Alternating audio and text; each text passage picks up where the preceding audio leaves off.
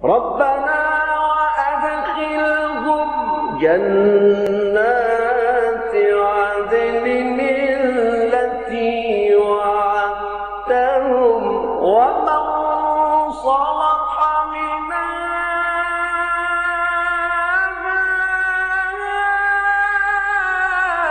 آبائهم وأزواجهم وذرياتهم. Bismillahirrahmanirrahim. Assalamualaikum warahmatullahi wabarakatuh.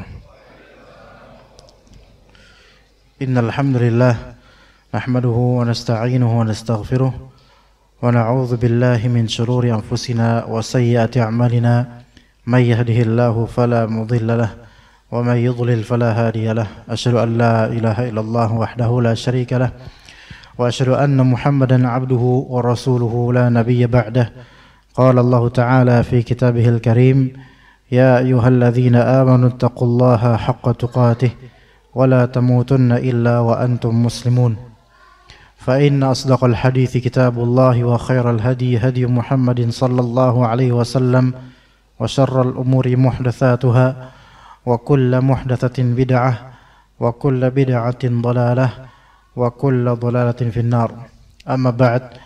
Jemaah sekalian yang dirahmati oleh Allah Azza wa Jalla, kembali kita meneruskan pembahasan kitab Al-Qaul Al-Mubin yang berkaitan dengan mukhalafat, kesalahan-kesalahan dan kebatilan-kebatilan baik yang bersifat keyakinan, ucapan maupun perbuatan, amalan yang berkaitan dengan mayit atau jenazah dan kematian.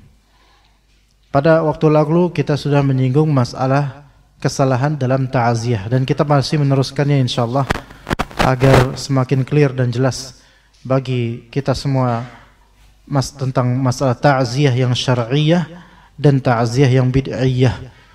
Dari ta'ziyah itu ada yang syar'i dan ada yang bid'ah. Ta'ziyah yang syar'i itu sebenarnya simple, yaitu datang kepada ahlul mayyit ataupun secara tidak langsung dengan WhatsApp dan semisal itu bisa menjadi ta'ziyah. Tujuannya adalah untuk menghibur orang yang ditinggalkan atau pihak yang ditinggalkan oleh mayit dari keluarga mayit, dan juga untuk memberi semangat pada mereka dan agar berhusnuzan kepada Allah Azza wa Jalla serta berharap pada Allah Ta'ala yang terbaik untuk mayit dengan menenangkan qalbunya ahlul mayit. Tetapi yang terjadi di lapangan dari ta'ziyah yang sifatnya tradisional dan bahkan sepertinya itu sudah sulit karena terlalu melekat dengan kebiasaan masyarakat kita, terjadilah tata cara atau kaifiyah ta'ziyah yang tidak sesuai dengan syariatnya, dengan penambahan-penambahan yang kerap kali justru merugikan ahlul mayit dan membuat mereka atau sebagian dari mereka banyak hutangnya, bertambah hutangnya, dan bahkan warisan itu ditombok atau warisan itu harta warisan menombok biaya-biaya untuk hal-hal yang tidak ada syariatnya dalam Islam atau tidak ada contohnya dalam Islam.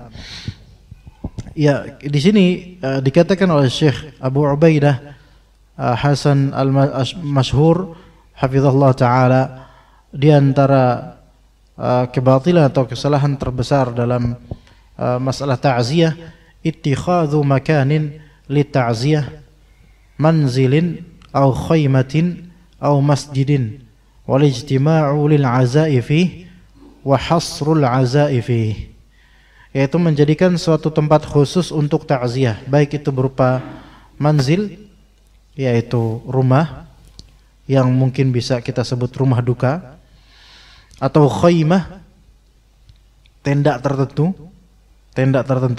atau masjid tertentu untuk tempat khusus ta'ziyah, dan al-ijtima' lil azai fi, dan berkumpul untuk ta'ziyah di tempat yang ditentukan itu, wa hasrul azai fi, dan mengkhususkan hal tersebut hanya untuk masalah ta'ziyah.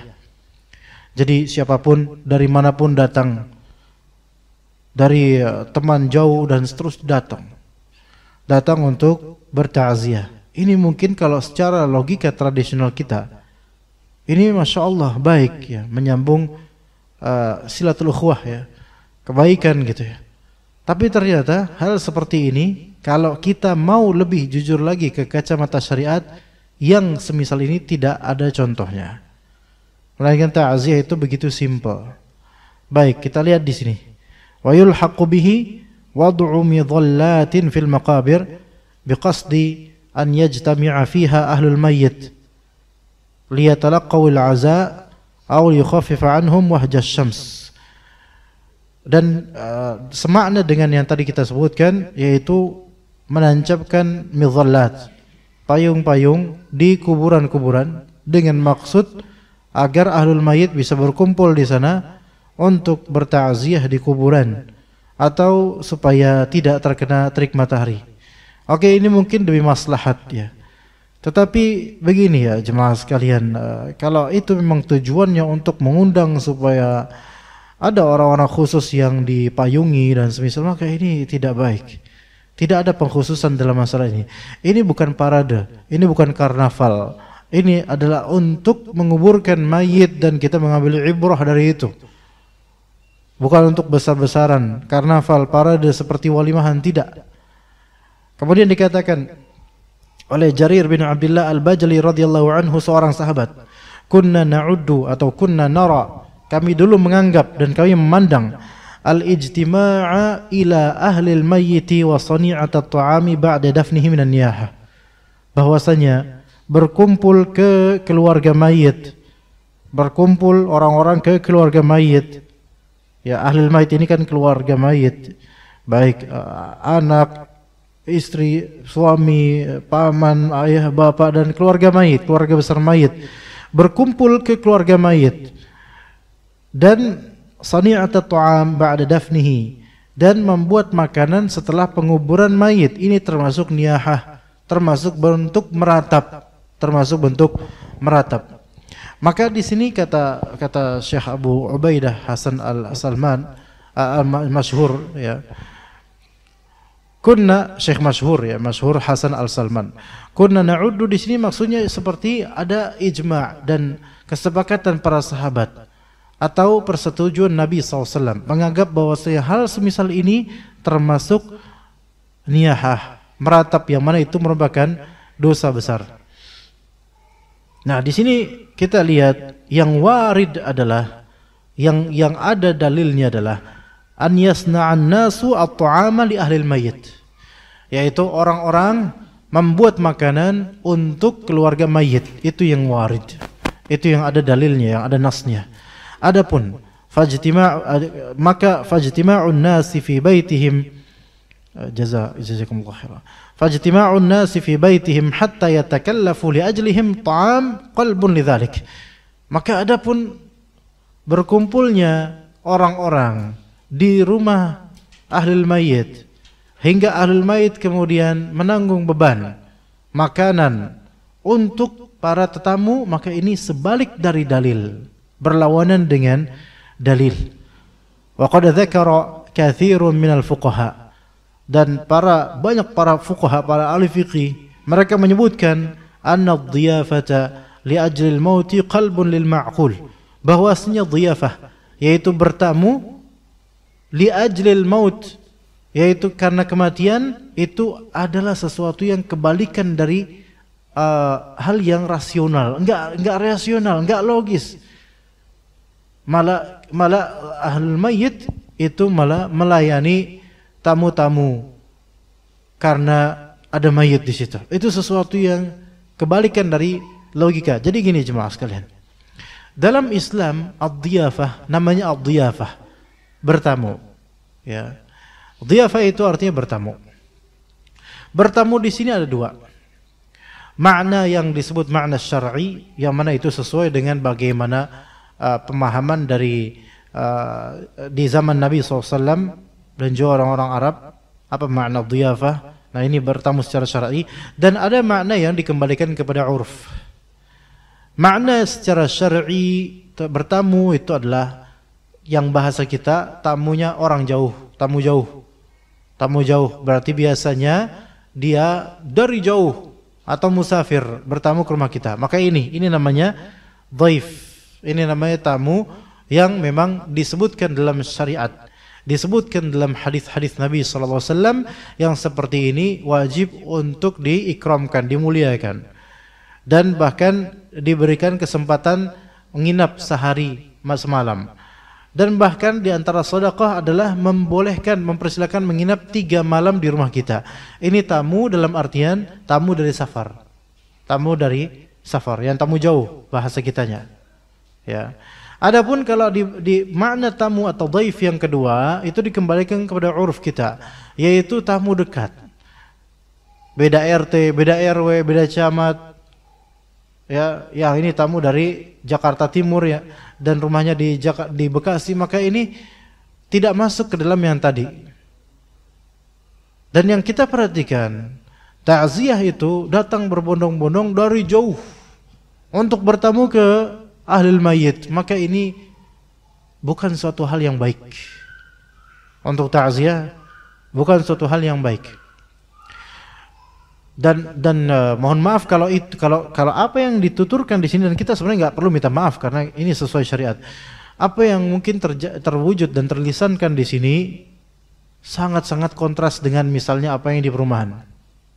Misal di antara kita karena memiliki jasa yang baik terhadap perusahaan atau direkturnya atau orang besar, orang terkenal, setelah wafat kemudian nanti di depan rumah itu ada karangan-karangan bunga dan juga apa itu yang turut berduka cita, tulisan-tulisan dengan gabus-gabus itu, maka ini semua masuk ke dalam israf, mubadzir. Semua ini masuk ke dalam israf dan mubadzir. Ketahuilah bahwa kematian itu bukan parade, bukan perayaan, bukan pamer-pameran, dan bukan untuk membusungkan dada seolah kita itu orang kaya dan terkenal. Wallahi bukan. Untuk apa? Untuk apa kita wafat dan kemudian banyak manusia mengenal kita sementara di langit kita tidak masyhur. Enggak ada faedahnya, enggak ada faedahnya sama sekali karangan bunga tersebut, tidak mengangkat derajat sama sekali di sisi Allah Azza wa Jalla, dan juga tidak tersebutkan di nama-nama kita di langit gara-gara karangan-karangan bunga tersebut. Maka ini yang perlu diingat, bahwasanya jangan sampai bertamunya orang-orang jauh ke rumah ahlul mayyit itu membuat ahlul mayyit menambah beban untuk mereka. Dan yang kedua, boleh jadi itu membuat mereka terwujud pada kalbu mereka kibr, yaitu kesombongan, khuyala, yaitu ada sikap ingin pamer dan semisalnya karena merasa mayit ini orang besar. Ini tentu ini bertentangan dengan hal yang masuk akal. Karena ad-dhiyafah, bertamu itu haqquha an takuna lis-surur la lil hazan. Bertamu itu keberhakannya itu adalah ketika dalam konteks berbahagia, gembira, bukan dalam konteks sedih. Jadi bertamu itu ketika dalam konteks berbahagia. Kalau misalnya orang tersebut lagi sedih, kita jangan bertamu dulu supaya enggak memberatkan dia. Supaya enggak memberatkan dia untuk kemudian ini tamu nih, berarti nginep nih di sini. Mungkin kalau misalnya mungkin keluarga dekat, kerabat dekat, itu mungkin masih bisa ditolerir. Tapi kalau misalnya bukan keluarga, bukan apa-apa, teman saja, kemudian jauh-jauh safar demi itu, maka ini memang tidak berhak untuk melakukan seperti itu. Karena kalau keluarga dekat ada maslahat, yaitu orang terdekat dan juga kerabat ini mungkin ada jalur warisan yang harus ditunaikan, jadi ya berhak untuk datang. Selain takziah juga ada kepentingan lain. Ya begitu jemaah sekalian. Kemudian dikatakan oleh Syekh masyhur hafizahullah, wa aswa'u hadhihi al-ijtima'at ma rafaqaha mabitun wa naumun. Dan yang paling lebih buruk lagi di perkumpulan-perkumpulan seperti ini ketika ada ditambahkan dengan namanya mabit. Mabit yaitu bermalam, tamu-tamunya bermalam. Yang mana tamu-tamu ini bukan keluarga. Kalaupun keluarga, jangan keluarga yang jauh sekali, maksudnya jauh sini nasabnya jauh, makanya ini nggak pantas. Dan juga tidur di situ, tidur.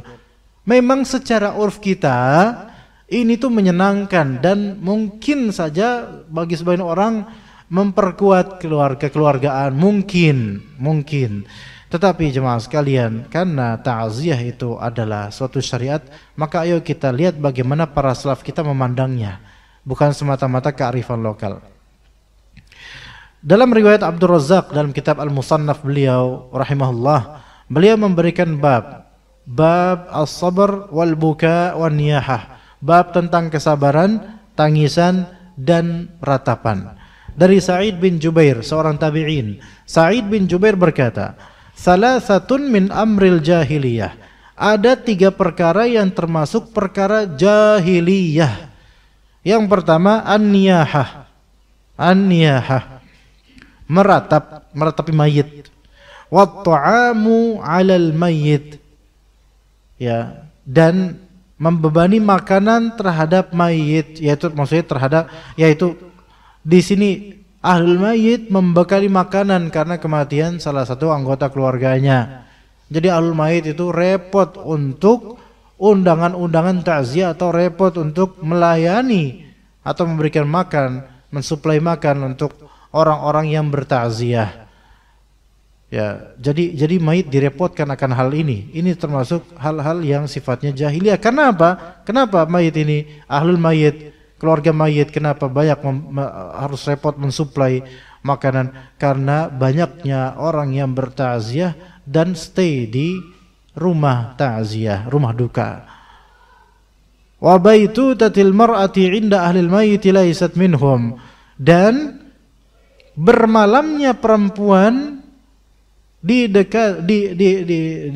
dalam keluarga mayit yang mana perempuan ini bukan termasuk keluarga mayit. Jadi ini bertambah kemungkaran, ini termasuk jahiliyah. Ya, kita lihat di lapangan seperti apa. Kalau misalnya dikatakan ini kok dikit-dikit nyalahin ya. Ya, antum baru tahu berarti ini hal ini. Maksudnya dari zaman Sa'id bin Jubair loh ini diingkari. Ya, kalau misalnya sekarang kemudian mengatakan kok hal seperti ini disalahkan loh. Ini kan sudah menjadi kearifan lokal kita. Masuknya Islam ke Indonesia itu tahun berapa coba? Sementara Sa'id bin Jubair itu sudah ada 1400 tahun lalu atau 1300 tahunan lalu. Berarti kalimat dan pengingkaran ini sudah ada sebelum terjadinya kearifan lokal ini di Indonesia. Ya begitu. Kemudian juga dikatakan di sini dalam riwayat Ibnu Abi Syaibah dalam musannafnya, beliau memberikan judul bab dengan nama bab ma qalu fil it'ami 'alaihi wan niyahah, bab apa yang dikatakan oleh para salaf berkaitan dengan memberi makanan kepada orang yang bertakziah dan niyahah dan meratapi. Maka dari Thalhah beliau bercerita, qadima Jarirun ala Umar, Jarir datang kepada Umar, maka kemudian Umar berkata, hal yunahu qablakum 'alal mayyit? La. Apakah mayit ini yang sudah mayit, maka apakah mayit ini telah diratapi sebelumnya? Maka kata Jarir, tidak ada yang meratapi kok. Maka kemudian Umar bertanya lagi, fa hal tajtabi'un nisa'u 'indakum 'alal mayyit wa yut'imu ta'am? Apakah para perempuan itu berkumpul di keluarga kalian, berkumpul di keluarga mayit, para perempuan kemudian membuat makanan, yaitu ahli mayit membuat makanan, ya, membuat makanan untuk orang-orang yang datang dari ahli takziah? Maka kata Jarir, na'am. Maka kata Umar apa? Tilka an-niyahah, itu adalah niyahah, itu adalah bentuk apa? Bentuk meratapi yang merupakan dosa. Ya. Maka di sini perlu ya kita betul-betul lapang dada dalam menerima perkataan-perkataan ini, karena ini sudah ada 1400-an tahun dulu atau 1300 sekian tahun dulu, ya. Sementara yang kita lakukan ini baru ya berapa puluh tahun ini gitu, maksudnya yang kita lakukan, kita sendiri lakukan, dan mungkin kearifan lokal ini sudah ada sebelum kita lahir dari orang-orang, ya. Maka kita lihat ya bagaimana pandangan para ulama mengenai takziah yang secara kearifan lokal itu dipandang sangat baik. Ya memang kalau kita meninggalkannya itu berat juga gitu loh. Berkata Al-Imam An-Nawawi dalam kitab Al-Majmu', ini perkataan Imam Nawawi dalam mazhab Syafi'i, wa ammal julusu lit-ta'ziyah fa nassa asy-Syafi'i wal musannifu wa sairul ashabi ala karahiyatihi. Adapun duduk untuk takziah, ingat duduk untuk takziah. Ya, duduk-duduk untuk takziah. Maka ngelayat ke bahasa kita. Duduk-duduk untuk melayat. Maka Imam Syafi'i dan musannif yaitu Abu Ishaq Asy-Syirazi penulis kitab Al-Muhadzab dalam fikih Syafi'i dan seluruh ashab yaitu ulama-ulama pembesar Syafi'iyah itu menyebutkan akan dibencinya hal tersebut duduk-duduk untuk bertakziah. Mereka berkata yakni bil julus laha, maksud dari duduk-duduk sini adalah an yajtami'a ahlul mayyiti fi baitin fayaqsudahum man arada at-ta'ziyah. Gambaran ini yang diingkari oleh ulama Syafi'iyah. Ini perhatikan gambarnya seperti apa yang diingkari ulama mazhab Syafi'i yang katanya banyak dianut di Indonesia. Ini diingkari mereka. An yajtami'a ahlul mayyiti fi baitin. Jadi keluarga mayit berkumpul di rumah duka atau suatu rumah, fayaqsudahum man arada at-ta'ziyah. Maka kemudian orang-orang yang pengen takziah kemudian itu mendatangi rumah tersebut, menjadi tujuannya rumah tersebut. Ya. Jadi semua orang tuh mendatangi dan ngumpul. Ini biasa terjadi di kita. Dan ini biasa di kampung, apalagi di kampung-kampung. Dari kampung-kampung dari mana banyak. Memang kemudian menjadi Masya Allah nih banyak, mungkin berkah nih yang bertakziah banyak. Ya mudah-mudahan berkah. Cuman kan di sini apakah sesuai syariah? Kita ya mendoakan kebaikan buat mayit dan keluarganya kan. Tapi kalau enggak sesuai bagaimana? Nah kemudian di sini dikatakan oleh para ulama Syafi'iyah, bal yanbaghi an yansarifu fi hawaijihim, melainkan yang lebih tepat, yang sewajarnya, yang seyogianya adalah orang-orang ini ya mereka berpalinglah kepada kebutuhan-kebutuhan mereka. Ya. Yaitu begini loh, faman sadafahum azahum. Yaitu kalau pas kebetulan memang mendengar ada yang mendengar misalnya mungkin kalau sekarang ada pengumuman ya kan di masjid-masjid itu masjid dengar oh fulan meninggal, maka mungkin kita bisa takziah orang dekat gitu. Ini musadafah. Pas aja kebetulan tahu gitu aja. Bukan yang meniatkan dari jauh, dari kota lain, dari mana datang kemudian serombongan takziah, padahal bukan ahlul mayit, bukan ahlul mayit yang dekat, bukan. Maka yang seperti ini dibenci, mungkin maka dimakruhkan oleh mazhab Syafi'i, bukan hal yang baik. Dan wala farqa bainar rijali wan nisa'i fi karahatil julusi laha. Tidak ada bedanya antara laki-laki atau perempuan dalam dimakruhkannya duduk untuk takziah seperti ini. Ini yang kita lihat. Duduk di rumah, mereka semua berbondong duduk. Ya, kemudian menyewa bangku-bangku dari kelurahan misalnya. Dibawa tenda. Ini yang seperti ini nih. Ya, di teras rumah penuh dengan kursi-kursi, ya. Yang pastinya itu membutuhkan apa? Pastinya membutuhkan makanan dan minuman. Itu yang memberatkan. Kemudian nasul Imam Syafi'i yang kedua, nasnya Imam Syafi'i dalam kitab yang disebutkan oleh Imam Nawawi adalah apa? Wa akrahul ma'atim. Aku membenci ma'atim. Kadang-kadang Imam Syafi'i itu menyebutkan sesuatu aku membenci bisa menjadi haram, bisa menjadi beliau itu memang mengharamkan, tapi dengan lafal yang lebih halus mungkin. Wa hiya al jama'atu wa illam yakun lahum buka. Aku membenci ma'atim, yaitu perkumpulan. Ketika adanya mayit ini perkumpulan, walaupun mereka tidak menangis, walaupun ya cuman ngumpul ngeriung, menjadi ajang ngeriung. Fa inna dzalika yujaddidul huzn. Kata Imam Syafi'i, yang semacam ini memperbaharui kesedihan. Wa yukalliful mu'nah. Yang semacam ini memberikan beban mu'nah, yaitu beban ongkos, beban biaya. Ma'ama madhafihi min al-athar. Dan di sini kita lihat berarti Imam Syafi'i saja tidak menyukai hal itu. Dan memang itu yang terjadi seperti yang beliau katakan. Hal-hal seperti ini memperbaharui isak tangis dan memperbaharui kesedihan, menambah kesedihan. Ditambah lagi kan pakai dalil-dalil yang sebenarnya dalil yang hadisnya munkar atau hadisnya lemah sekali yang tidak bisa dipakai.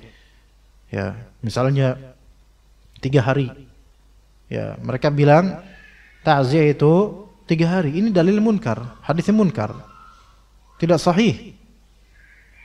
Ada yang membatasi takziah itu 7 hari. Masya Allah, kok takziah 7 hari?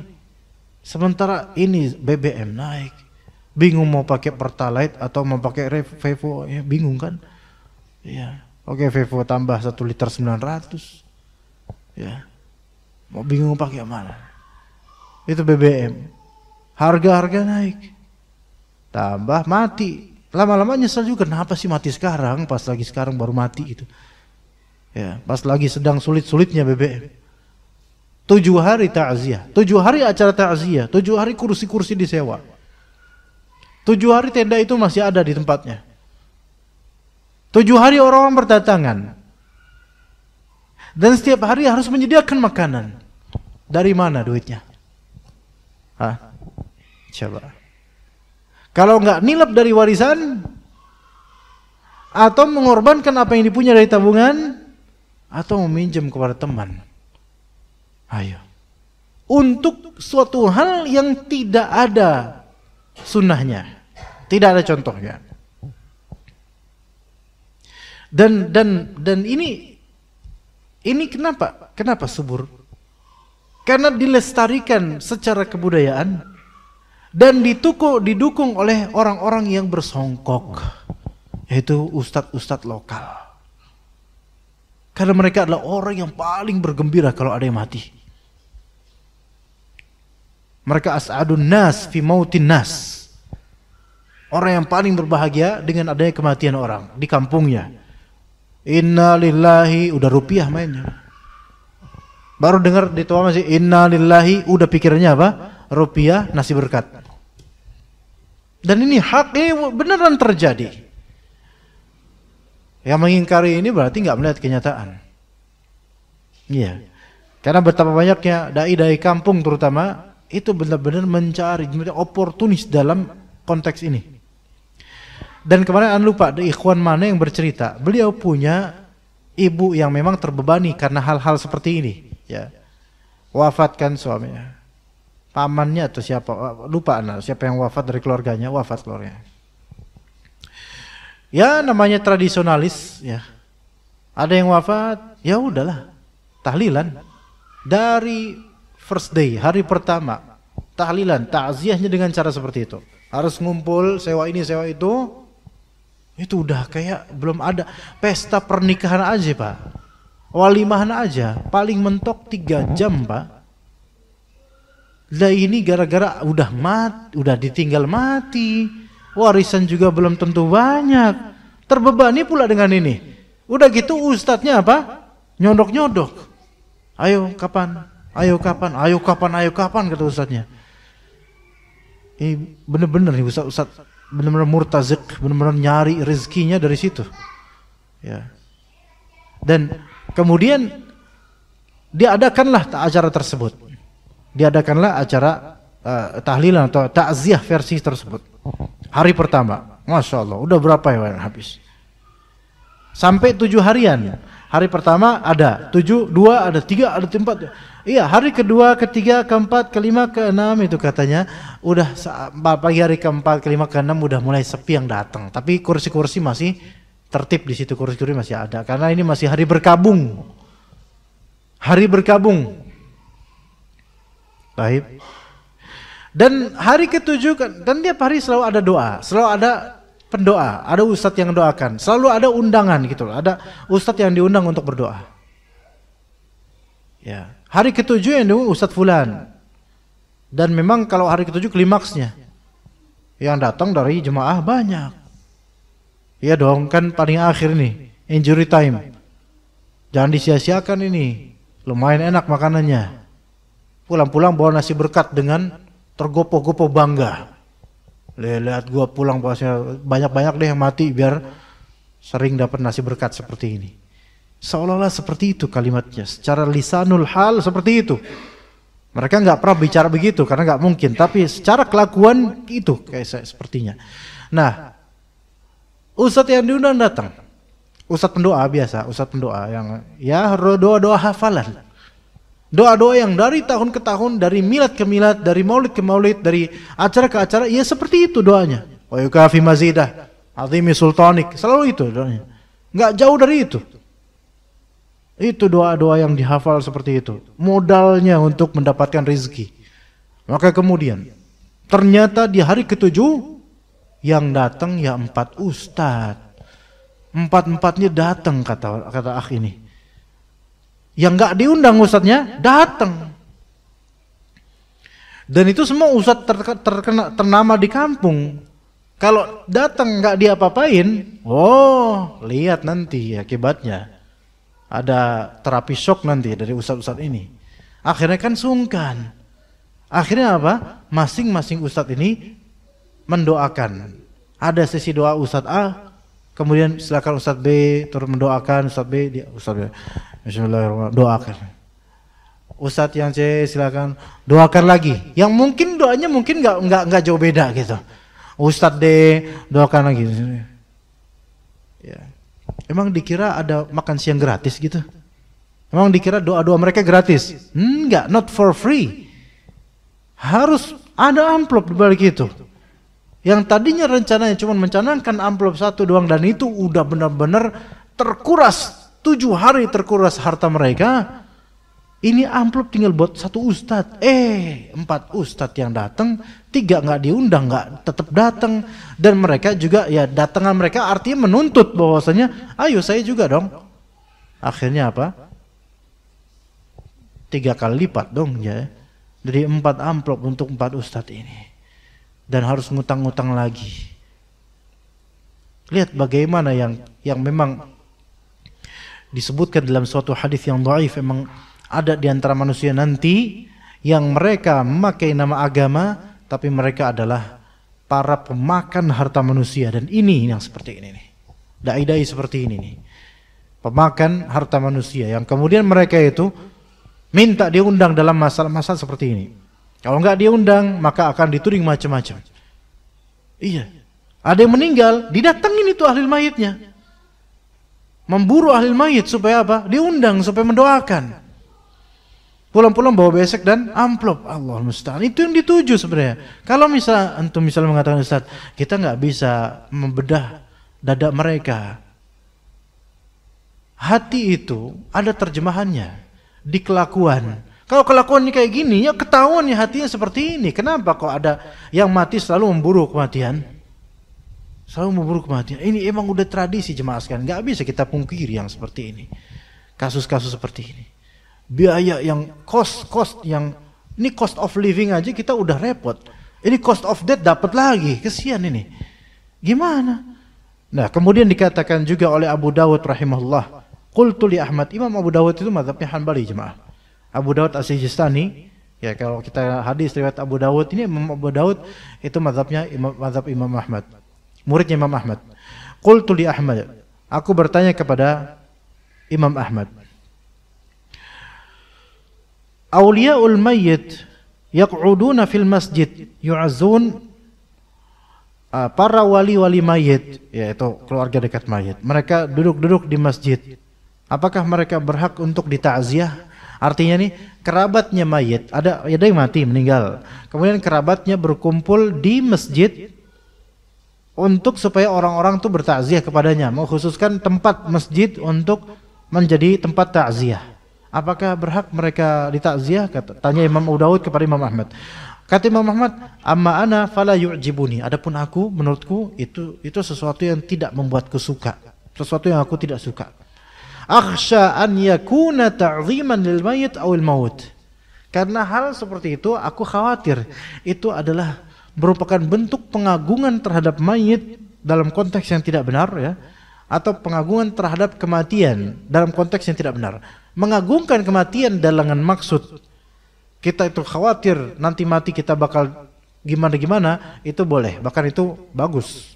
Kita mengagungkan kematian dalam arti kita harus bersiapkan apa di balik kematian ini gitu, untuk balik kematian ini. Maka itu bagus. Maka itu isti'dad lil maut, itu bagus.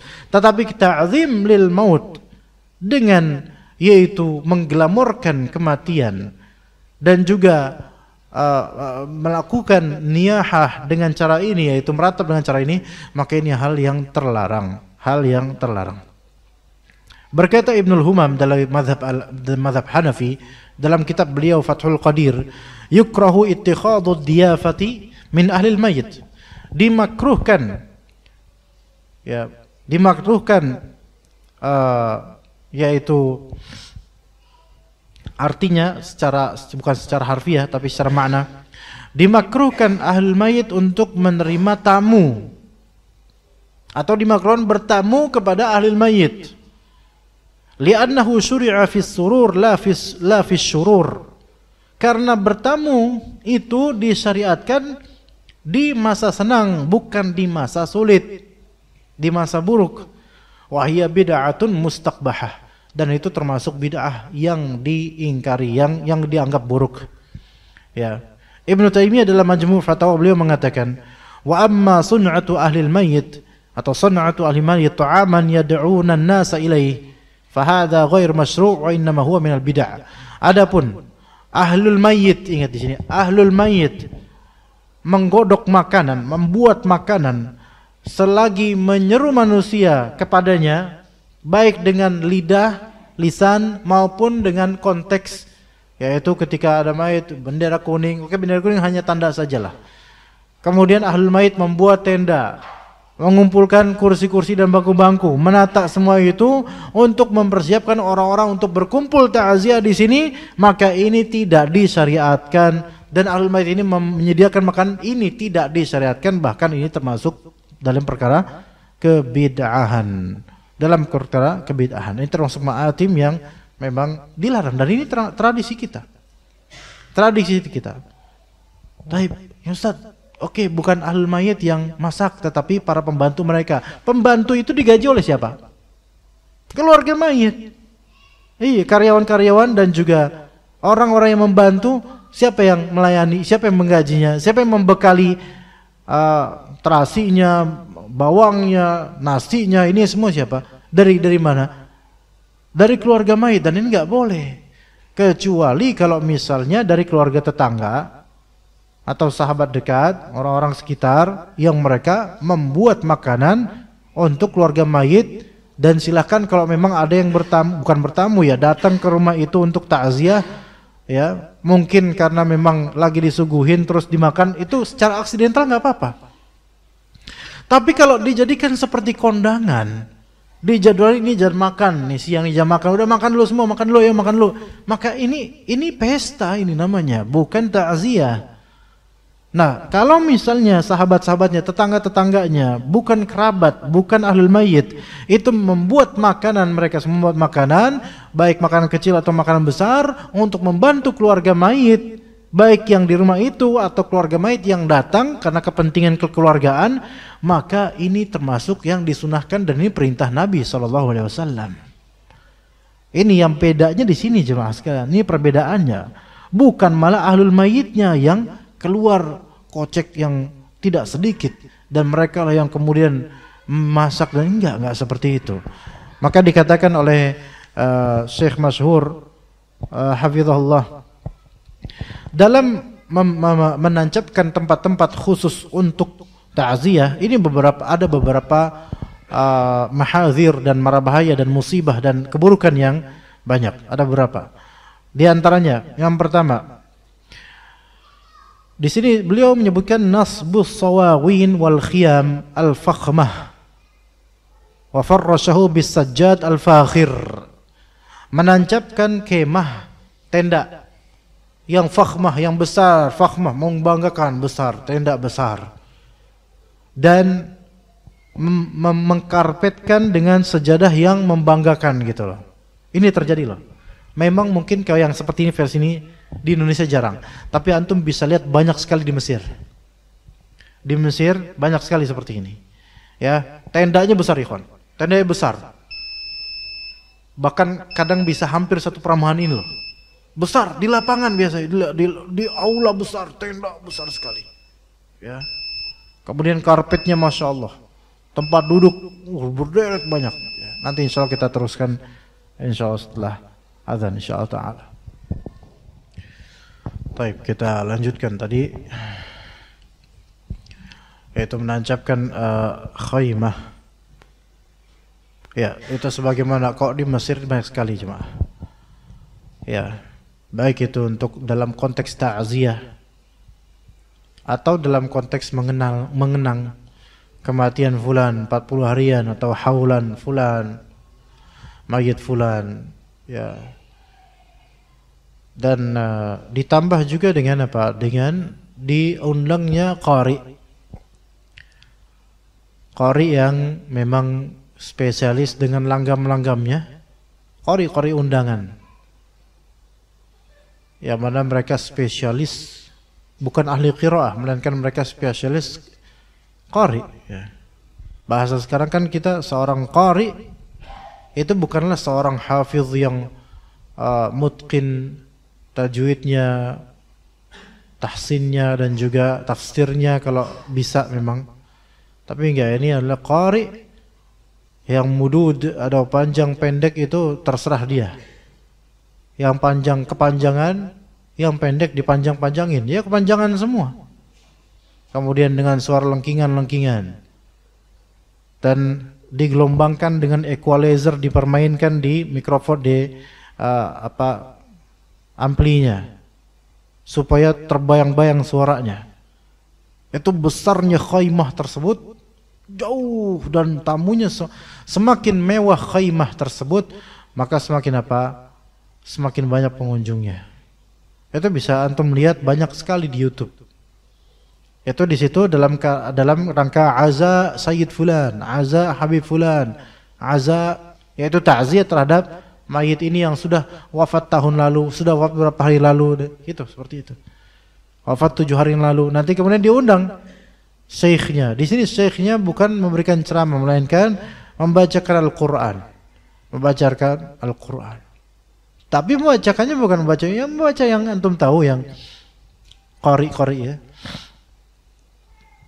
Kadang ditinggikan nadanya, kemudian orang-orang langsung berteriak sorak-sorai, Allah, jangan bahasa. Allah, ini tidak. Ini menjamak kebidahan dan kadang-kadang malah merendahkan Al-Quran kadang-kadang. Makanya Syekh Shalih As-Suhaimi hafizallah, beliau menyebut para qari yang semisal ini, yang mereka mempermainkan ayat Al-Quran dan mereka menjadi syiar kebidahan ini, maka dikatakan oleh Syekh Shalih As-Suhaimi, orang seperti mereka adalah mereka adalah akalatu amwalin nasi bil batil. Mereka adalah para pemakan harta manusia di jalan kebatilan, karena bayaran mereka besar, cuma. Ya. Ada cerita yang beliau sebutkan, ya. Ini kebayang ya, qari tersebut di takziah gitu. Takziah yang seperti pesta, yang mana besar kemahnya besar dan tinggi, mewah, lampu-lampu di mana-mana. Ada para pelayannya, yang mana setiap jemaah yang datang itu duduk berderet-deret di bangku-bangku yang sudah disusun.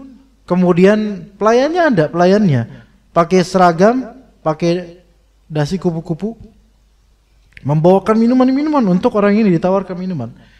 Seperti itu. Nanti ada makan bersama pada waktunya, setelah qiraah Quran. Nah, dikisahkan oleh beliau hafizallah Syekh Shalih As-Suhaimi dalam salah satu kajiannya. Ini yang menunjukkan orang-orang atau sebagian qari, ya, enggak semuanya mungkin insyaallah. Sebagian qari ini mereka memang benar-benar komersil. Jadi ketika dalam ta'ziyah atau mengenang kematian mayit fulan, kepala keluarga mereka, diundang beliau. Pas diundang, tafadhol bacakan kepada kami ayat-ayat. Ya, a'udzu billahi minasyaitonir rajim. Ya. Dan ternyata memang dealnya sebelum undangan, deal fee-nya, mukafaahnya. Berapa mukafaahnya? Ya ternyata qari ini dapatnya enggak sebegitu besar. Baginya kecil. Apa yang dia baca? Yang dia baca, khudhuhu faghulluh.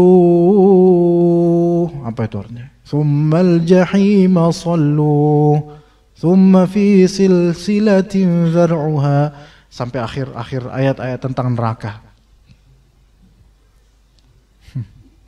Apa? Khudhuhu faghulu, ambil dia, ikat dia. Itu. Ini padahal lagi takziah loh. Yang dibaca yang kayak gitu. Tsummal jahima sallu, kemudian bakar dia di neraka jahim. Tsumma fi silsilatin dzir'uha 70 dzira'an fasluku, dan terusnya. Itu para keluarga dan para hadirin ngelongo lah. Apalagi ini orang Arab kan ngerti artinya. Lah kok yang ini yang dibacain gitu loh. Syekh afwan Syekh. Ya afwan. Tolong cobalah bacakan ayat-ayat rahmat. Ayat-ayat yang ya kebaikan, doa untuk mayit, ayat-ayat yang membuat kita tuh senang ya Syekh. Maka kemudian Syekh itu menghadirkan ayat tentang surga. Ya. Atau menyebutkan ini bukan ayat. Surga itu tidak didapat dengan harga yang murah. Gitu kata Syekhnya. Iya. Tidak dapat dengan harga yang murah. Akhirnya setelah itu klarifikasi dulu, kemudian akhirnya dengan timnya deal, habis itu dinaikkan harganya. Taib, alhamdulillah akhirnya ayat-ayat tentang rahmat kepada mayit diubah akhirnya bacaannya. Iya salam, bisa seperti itu. Ini kata ceritanya di Syekh Shalih As-Suhaimi hafizallah. Ya. Ibarat lainnya ini, coba misal aja nih, ini bukan deal tentang duit tuh. Ustadz diundang di masjid ini, dan Ustadz ini tahu amplopnya kecil, tipis kecil dan hampir nggak ada isinya.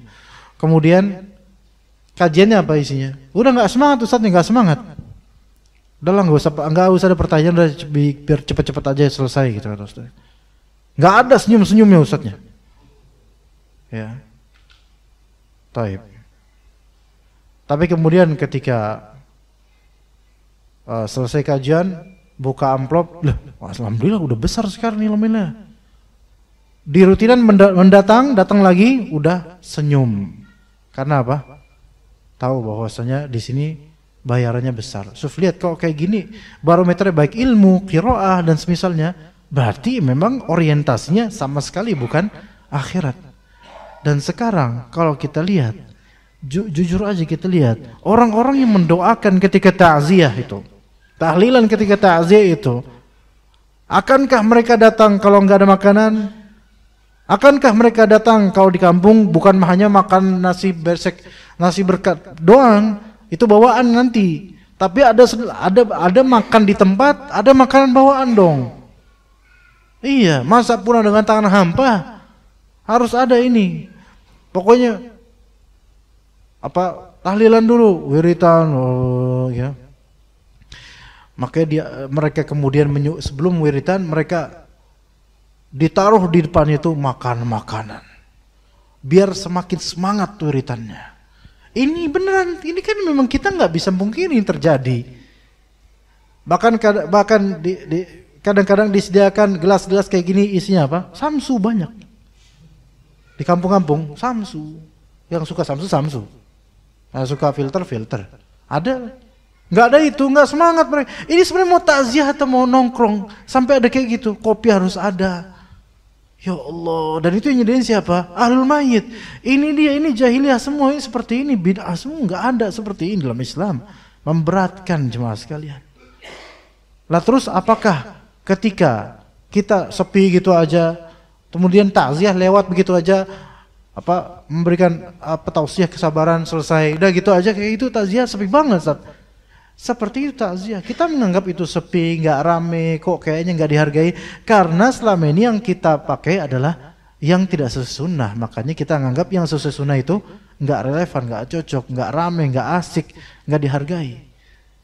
Sebagaimana kata mereka, mayit kalau nggak ditahlilin apa bedanya sama bangkai kucing? Karena selama ini dipakaikan yang bid'ahnya. Sementara Rasulullah, para sahabat enggak melakukan seperti itu. Apakah Rasulullah dan para sahabat juga disamakan dengan bangkai kucing yang tidak ditahlilkan? Begitulah barometer kalau misalnya standarisasi kita bid'ah, maka sunnah akan tergerus dan dianggap tidak seru, tidak enak. Dan justru yang bid'ah akan dianggap sebagai sunnah. Ya, saya pikir mungkin sudah waktunya qomat ya. Kita mungkin cukup sampai sini jemaah. Insya Allah tidak ada pertanyaannya.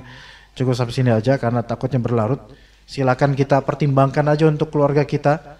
Apalagi mungkin bapak-bapak kepala keluarga yang dihormati di keluarganya, ketika punya sikap yang berbeda dengan keluarga besar, kadang-kadang jadi bahan omongan. Ketahuilah, itulah tantangan kita sudah kenal pengajian, gitu loh. Itulah tantangan kita kalau sudah kenal pengajian. Itulah bedanya. Kita punya amanah dan beban untuk menyampaikan baik langsung atau dengan sikap. Dengan sikap aja itu sudah menyampaikan kepada mereka isyarat bahwasanya ini tidak benar, saya tidak setuju. Udah. Mungkin kita nggak bisa dakwah dengan lisan, tapi kita bisa dakwah dengan sikap. Mereka mungkin akan berkicau kemudian menjelekkan kita, tapi disitulah tantangannya. Semakin kita punya ilmu, semakin kita mungkin menyelisihi masyarakat padahal kita benar, ya semakin berat tantangannya. Tinggal kita mau cari pahala atau enggak. Di situ jemaah sekalian. Sallallahu ala nabiyyina Muhammad wa ala alihi wa sahbihi ajma'in. Subhanakallahumma bihamdika asyhadu an la ilaha illa anta astaghfiruka wa atubu ilaik. Wassalamualaikum warahmatullahi wabarakatuh.